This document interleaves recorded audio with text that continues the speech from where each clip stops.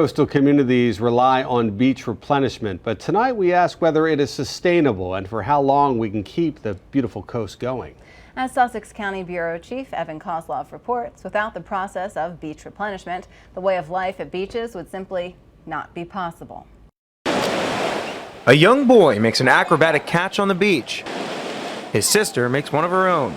Meanwhile, a young boy digs for treasure, while a pair of slightly older boys do some digging of their own. And enjoying it all is sunbather Donitza Goucher. She lies in the sand with her friends. Oh my God, it's absolutely beautiful. It's my first time to the beach, this beach though. I wasn't expecting this, and it's fabulous. I love the boardwalk, and it's gorgeous out. Goucher, who came all the way from the west coast to enjoy the sand, says keeping this paradise alive means everything. It's totally worth replenishing it. It's fantastic. Why wouldn't you? It's a great family spot.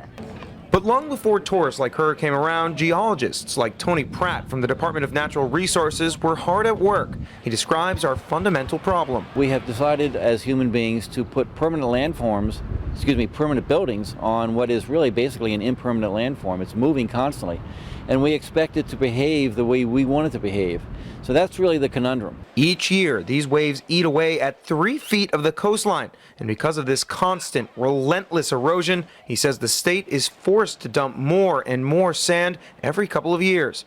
Right now, the economic benefits outweigh the costs. He says one day that will change. We know we're going to lose the battle, but it's a question of time. So if we can hold on for another 20, 30, 40 years, we will see a lot of good lifestyle, a lot of enjoyable times for people, and importantly, many, many jobs related to this issue. He likens it to a car, a house, or even our bodies. You can fix the brakes, rebuild the porch, and go for a jog, but eventually it'll all come to an end. But he says that doesn't mean you shouldn't try to hold on to a good thing for as long as possible. It's like your #1 customer. And Carol Everhart of the Rehoboth Chamber of Commerce says the beach is definitely a good thing. She says more than 6 million tourists come each year.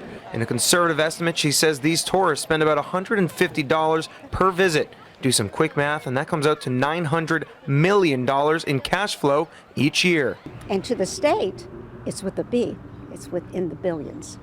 So tourism is definitely an economic engine, not just for our area, but for the state in general. But for sunbathers like Goucher, it's less about the numbers and more about laying her head on the sand and enjoying the beach while she still can.